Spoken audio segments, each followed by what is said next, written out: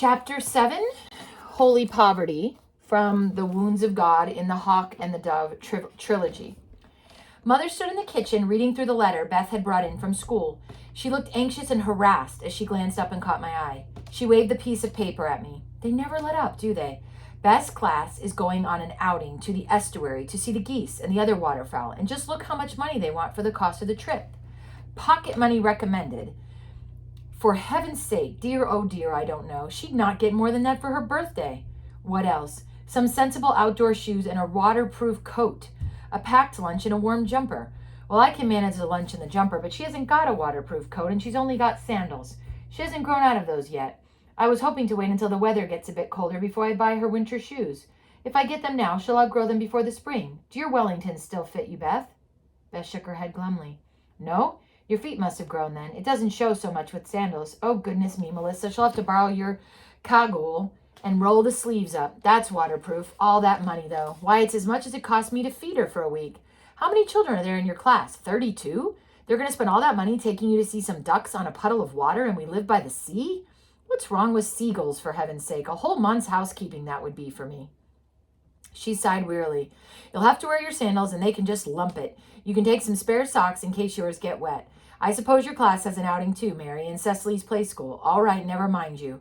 You'll probably come home with a photocopied outline of a duck to color and vivid memory of someone being sick on the bus, but I dare say your teacher has spotted some educational value in it that I can't see. Out you go into the garden to play for a little while. I'm not quite ready with tea yet. There was never any money to spare in our house. We had 2 meals a day apart from our breakfast porridge, and bread featured very prominently in one and potatoes in the other. Mary and Beth came home from school for dinner in the middle of the day because Mother said she could feed them at home cheaper than either school meals or sandwiches. Daddy said Mother was the only cook he knew who had hit upon the novel idea of using meat as a garnish. Our clothes were almost always secondhand, and so were our books. The little ones had some money for sweets on Saturday. I did a paper round for pocket money, and Therese worked on Friday evenings at a local supermarket filling shelves. We didn't mind not having much money, but I hated Mother having to be anxious about school trips and new shoes and getting through the last week of the month before Daddy was paid. It's all right, she would say, but choosing between baked beans and toilet rolls defeats me. They go together, don't they? Worst of all were the weeks before Christmas, when she would be nearly in despair trying to get together enough Christmas presents for all our relatives and friends. What a silly way to celebrate Jesus, homeless in a manger, she said crossly. Although I don't know, we're more or less down to milk and hay ourselves by the time we've paid for all this lot. Yet somehow we always managed. There's nothing in my life, Mother said, that has taught me so much about the kindness of God and the reality of his love watching over us as not having enough money. He has never let us down. Never. Well, sometimes we have to rise up. We ring up and say we'll pay next week, but nothing worse than that. I don't know what we do without him. Without God? Mary asked, puzzled. We couldn't do anything without God because we wouldn't be here at all. My mother was a resourceful woman, not easily defeated, but worrying about money was one of the few things that could reduce her to tears. More often, though, when she was anxious, she would be bad-tempered, irritable, and sharp with us all. It was at the end of the week like that Beth's letter about the school outing came. I got out the loaf of bread and the pot of blackberry jam for tea while Mother read through Beth's letter again. It's not bad, really, she said, and it's a month off yet. Perhaps she'll be able to have some shoes. I wish we were a bit richer, I said, getting the margarine and cheese out of the fridge and bringing knives and plates to the table. I don't, said Mother. I know it sounds odd, but I don't. I couldn't bear the thought of people who have no homes and are cold and hungry. If I always had enough. I know I get cross and upset about it, but I would be no better off for covering up my weaknesses with money. It's good for me to know the places where my soul falls down, and it's good to have to lean on God and ask for his help. I know it's not very nice for you when I'm ratty, but maybe it will help you to understand people better than you would have if you'd been too protected from the realities of life. There's another thing of peanut butter if you look at the back of the cupboard. Mother poured tea into mugs for everyone except Mary and Cecily, who had glasses of milk. I know a story about poverty. I'll tell you it after tea if you like. Call the girls in now. Where's Therese? In the living room? Oh, I didn't hear her come in. After tea, the 3 little girls had their bath, and then I read Cecily the story of the great big enormous turnip. Beth and Mary had heard the story too many times, so they went upstairs for a chapter of a book with Mother. Cecily made me laugh, her blue eyes getting rounder and rounder, as I said, and they pulled and they pulled and they pulled and they pulled and they pulled. Without her realizing it, her mouth was silently mimicking mine as I spoke the words of the story.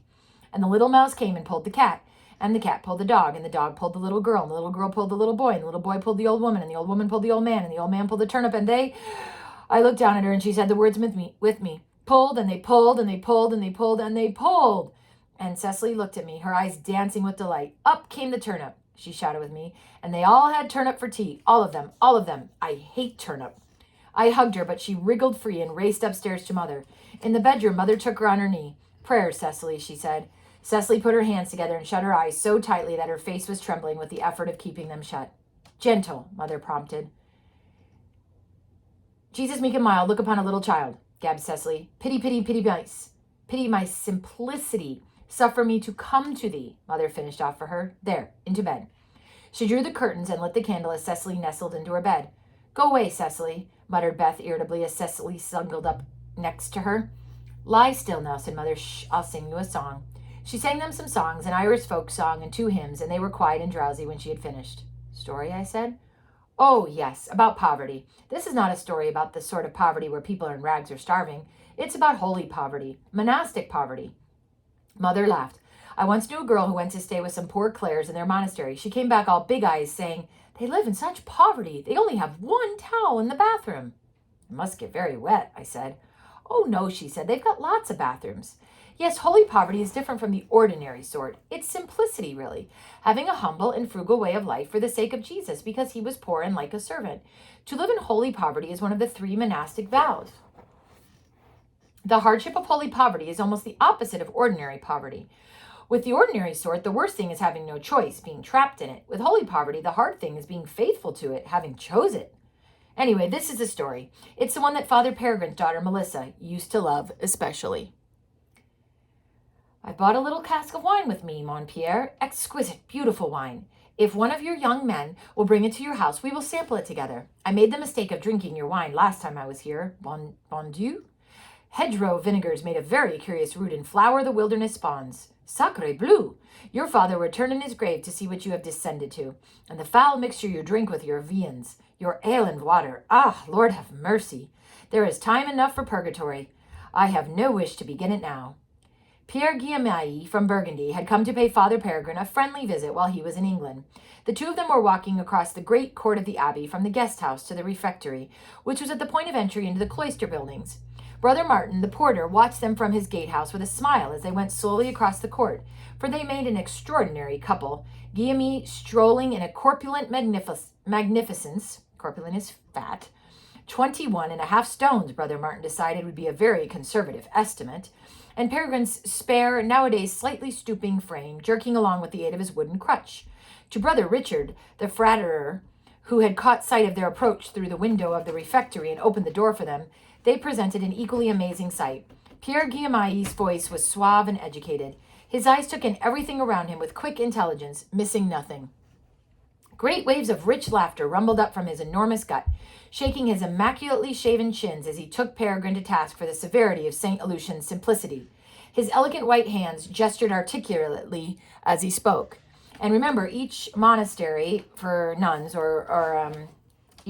monastery does their things differently. So they have different vows and different, some of them, will eat less, or some of them have more poverty, or some of them, different things depending on it. So obviously Guillaume, I don't know how to pronounce it. He obviously did not come from a very poor monastery. And in addition, he obviously wasn't as thin as the rest of them, so he was getting more to eat. At first glance, Father Peregrine's ungainly figure seemed unlikely company for such a man. That Peregrine's ascetic preferences and the frugality of his house horrified the abbé was the first thing obvious from the words that rolled across the court before him in the deep and fruity accents of his confident voice. The voice of a man used to commanding, used to imposing, used to power. But as they drew closer, Brother Richard saw that there was more to it than that. Pierre Guillaume, I don't know how to pronounce that. It's French. Bent his head and listened with close attention to Father Peregrine's quiet replies, and looked sideways at him with a sort of fascinated respect. And well he might, thought Brother Richard as he held the door open for the 2 abbots to pass into the refectory, looking at the lean, uncompromising lines of his superior's face, disfigured by its cruel scar, illuminating by the disquieting penetration of the dark, direct gray eyes. Well he might. Father Peregrine stood aside to allow his guest to precede him through the doorway. And then the guest said something in French, which was, I must follow my betters. The abbé stepped back, raising his hand in deprecation, then courteously but firmly put his hand to Peregrine's elbow, steering him ahead of him through the door. Abbot Peregrine smiled his thanks at Brother Richard standing holding the door for them, and Pierre Guillaume stopped to acknowledge him too. Ah, now, see how your sons love you, mon Pierre. In my house they slam the door in my face. Let the old pig root for his own truffles, they say. Yes, mon fils, 'tis true, I swear it. He nodded at Brother Richard's startled face, then put a plump hand on his shoulder, the gold of his ring glinting in the sun that slanted through the doorway. I am jesting, maybe, but I speak the truth when I say that I am not loved as this abbot of yours is loved. The reign of God is in your love here. I love him too. He patted Brother Richard's shoulder and continued on his way into the room, where Peregrine stood waiting for him, watching Brother Richard's reaction with amusement. But the abbé stopped short. Mon Dieu, he said, the sweeping gesture of his hand inviting them to look at their refectory. Look at the bare wood of this place. Have you no linen for your tables? Have you nothing better than stone for your candlesticks? Ah, but they are beautiful candles. I remember Frere Marc and his bees. Beautiful candles. They tell me, mon Pierre, can it be true? They tell me that these Englishmen are barbaric. Come, you are a Frenchman. You can tell me if it is true. They tell me it is impossible, but impossible to stop the English from wiping their knives and blowing their noses on the tablecloths. It is true then, mon Pierre. It must be true, for you have taken their tablecloths away. He stood in the middle of the room, his eyes wide in mock horror and amazement, his hands spread and his eyebrows lifted in inquiry. Peregrine laughed at him. For sure it is true, but I didn't take them away. Our novices stole them to enable them to escape over the wall at night, driven to despair by the insupportable harshness of our regime. Come now and revel me in my own house. Stop offending the silence of our cloister. Alas, I've only bare wooden chairs to offer you there too, but I see you've thoughtfully provided your own cushioning as well as your own wine. Brother Richard, if you have a moment to spare, would you be so kind to bring us from the guest house Pierre Guillaume's cask of wine? I have nothing he can bear to drink. Even the water in our well is rank, though it be sweet enough for our degraded palates. Weef, touché, the abbé chuckled. Very well, then, let us tiptoe across your cloister. Let me amaze you with the revelation. We too keep silence every now and then. I can bear to cease my chatter till we are within your parlor. So saying, he folded his hands reverently within the sleeves of his habit and proceeded with regal dignity along the cloister, his face composed into a grand, abbatial solemnity, which went oddly with the gleam of mischief in his eye. Brother Richard brought the wine and broached the cask. He poured it out into the simple pottery beakers that were all the abbey could boast for drinking vessels. Father Peregrine saw the expression on Pierre Guillaume's face as he looked at the beakers and forestalled his comment. Guillaume, it suits us to make pots. It keeps our idle hands from mischief. We make them. And then because we are barbaric, as you say, and have but the clumsy manners of peasants, we drop them and break them. Then we can make some more, and it saves us from mischief again.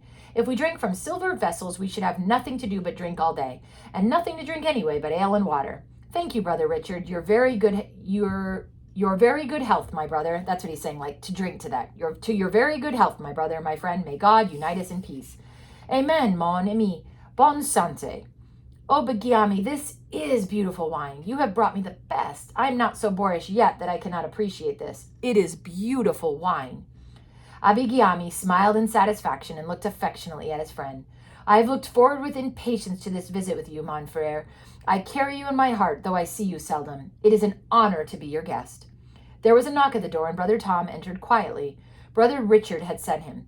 He has a guest, Tom, someone important, I think. He may need you to wait upon them. Pierre Guillaume looked around to see who it was who had entered the room, and when he saw Brother Tom, he put down the beaker of wine, which looked so incongruous,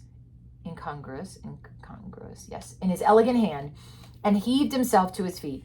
Frere Thomas, mon ami, you remember me? You I shall never forget, never. I see you as it happens now before my eyes, standing like a prophet of God over that Augustinian snake, storming at him as the gravy dripped from his furious face. Remember from the previous story when he went off on the really mean abbot. Ah, Sancta Maria, that was a moment to remember. Let me embrace you, mon fils. He enfolded Tom in a mighty hug, soundly kissed him on both cheeks, and stood back with his hands on Tom's shoulders, beaming at him fondly. I had rather be, what was it, a beetle? Magnon, a cockroach that crawls on the floor in the house where my abbot is master, than be the greatest of those who serve under you. Formidable, eh? I salute you, Frere Thomas. It does my heart good to see you again. May he have some wine, mon Pierre? Is it permitted? He turned an inquiry to Father Peregrine, who hesitated. Truly, Guillaume, this is not how we usually spend the afternoon, but yes, why not? Sit down and share some wine with us, brother. All right, and we will stop there for part 1 of the chapter called Holy Poverty, which is chapter 7 in our book.